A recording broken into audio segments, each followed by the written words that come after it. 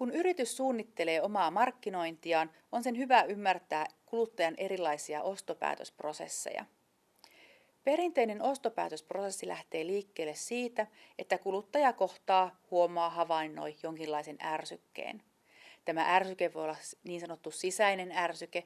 Esimerkiksi tunnemme, että meillähän on nyt hieman nälkä. Se voi olla ulkoinen ärsyke, kutenpa kylmä tuulen vire, joka kertoo, että meillähän on kylmä. Tai vaikkapa markkinoinnillinen viesti, joka saa kiinnitettyä meidän huomion. Usein myös vaikkapa ne meidän viiteryhmät saavat meidät seuraamaan ja havainnoimaan uusia tuotteita, kuten vaikkapa naapurin uusi auto tai kaveri, joka kertoo uudesta kännykästään. Nämä erilaiset ärsykkeet saattavat herättää meissä tarpeen tai halun alkaa etsiä tietoa uudesta tuotteesta. Jos kuluttaja lähtee mukaan tähän ostopäätösprosessiin, niin seuraavana vaiheena on tiedon etsinnän vaihe. Kuluttaja etsii tietoa monesta eri lähteestä. Perinteinen sisäinen lähde on oma muisti. Mitä olemme jättäneet muistiin tästä asiasta aikaisemmin? Mutta hyvin usein etsimme tietenkin tietoa sitten sieltä muistin ulkopuolelta. Ulkoisia lähteitä saattaa olla ne meidän ystävät, voi olla internet, voi olla markkinoilliset viestit, joita saamme, tai vaikkapa kirjat, joita luemme. Tämän tiedon perusteella kuluttaja tyypillisesti muodostaa harkintajoukon. Se on noin 3-7 tuotteen, palvelun tai brändin joukko, jota kuluttaja alkaa sitten vertailemaan. Tätä vertailua tehdään erilaisten kriteerien suhteen ja kuluttaja voi ihan itse määrittää nämä kriteerit. Yritykselle olisikin tärkeää ymmärtää, että millä eri tavoin juuri heidän tuotteitaan arvioidaan. Kuluttaja saattaa arvioida vaikkapa tuotteen sopivuutta itselleen, hän saattaa tehdä valintoja brändin suhteen tai hän saattaa esimerkiksi pohtia hintaa ja toimivuutta.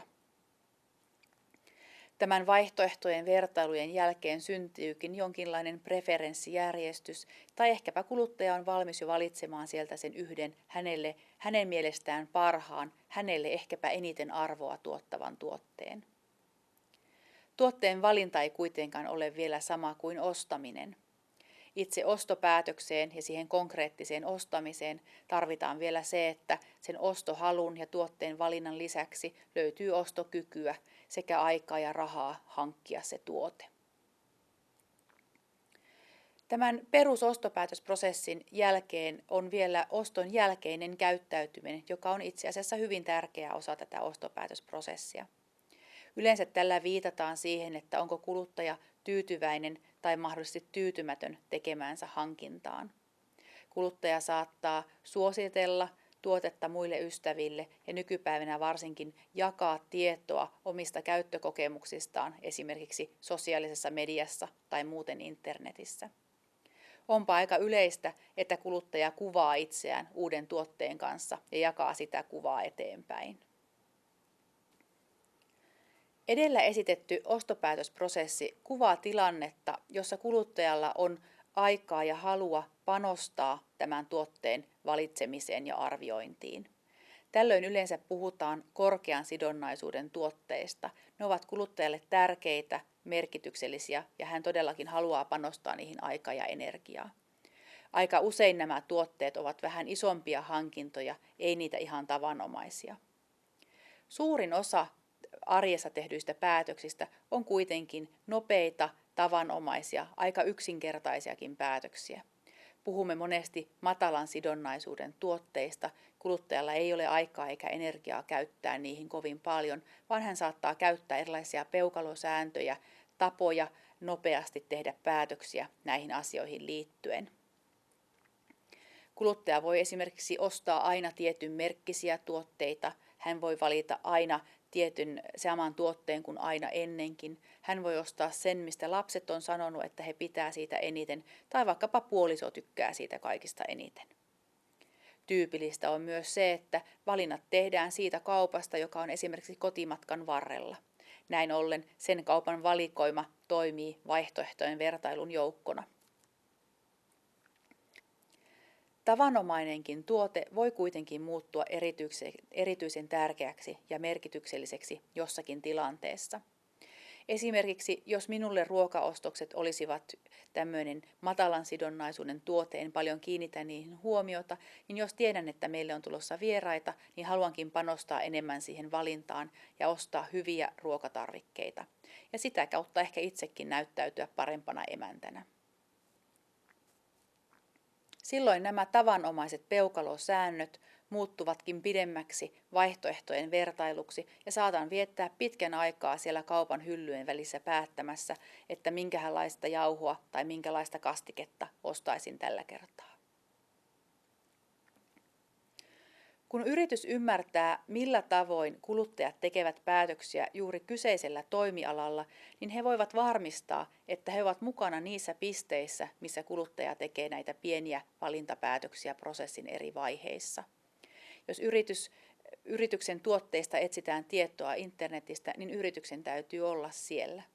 Jos kuluttaja tyypillisesti ostaa tuotteita arkena nopeasti kotimatkan varrelta, niin yrityksen täytyy olla niissä jakelukanavissa mukana.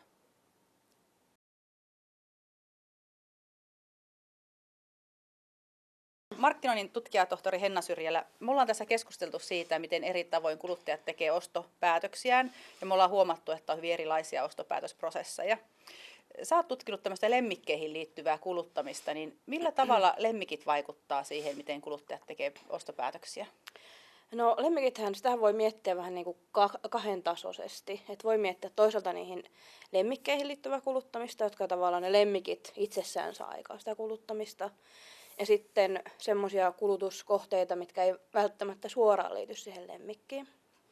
Esimerkiksi nyt sitten tämmöisiä isompia elämänvalinnan tekijöitä, kuten autoja, taloja, vaikka aviopuoliso, joihin se lemmikki ikään kuin välillisesti vaikuttaa siihen ostopäätöksen ilmenemismuotoon, minkälaisia valintoja me tehdään. Sitten toisaalta siihen lemmikkiin itsessään liittyvät ostopäätökset, kuten vaikka se lemmikki itse ja sitten sille ostettavat tuotteet ja palvelut, vaikka eläinlääkäripalvelut tai sitten vaikka koirien talutushihnat tai jotain muuta, tai vaikka lemmikin kanssa käytettävät tuotteet, vaikka oma tuulipuku. Tämän tyyppiset asiat, että lemmikki on mukana hyvin niin kuin monitahoisiin kulutuspäätöksiin liittyen. No miten sä näet sitten, että me tuolla aikaisemmin keskusteltiin siitä, että on tämmöisiä niin kuin korkean sidonnaisuuden tuotteita ja palveluita ja matalan sidonnaisuuden tuotteita ja palveluita, niin onko lemmikki aina sitten tämmöinen korkean sidonnaisuuden tai matalan sidonnaisuuden kohde? No se on ihan hyvä kysymys, koska mitä mä oon tutkinut lemmikkeihin liittyvää kuluttamista, niin se on hyvin monitahoinen ilmiö. Ja usein, jos ajatellaan kuluttajan kulutuspäätöksiä, niin ei voi sanoa, että siinä olisi vain yksi asia, joka olisi vaikuttanut siihen kulutuspäätökseen, eikä ihmiset välttämättä osaisi vastata siihen kysymykseen, että mitkä asiat on tähän kulutuspäätökseen vaikuttanut.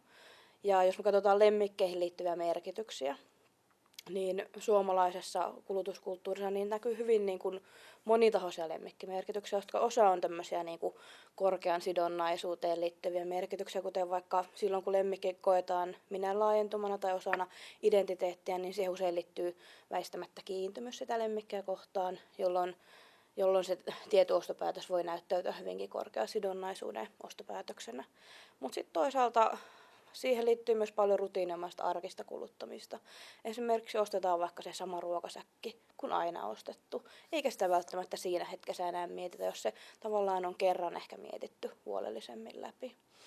Ja sitten siihen taas voi tulla mukaan hyvin moninaiset lemmikkiin liitettävät merkitykset. Halutaanko vaikka pitää huolta lemmikistä sen kiintymyksen kautta, tai onko siihen vaikka jonkunlaista statuksen hakemista mukaan. Halutaanko viestiä jotakin omasta lemmikin omistamisesta vaikka jollakin brändätyllä lemmikki, vaikka ruokabrändillä. Tai halutaanko vaikka liittyä johonkin kulutuksen heimoon, kulutuksen alakulttuuriin, esimerkiksi vaikka tavoitteellisten koiraharrastajien heimoja kuluttaa sitä kautta vähän niin kuin brändättyjä tuotteita tai tietyn tyyppistä kulutuksen kohtaa.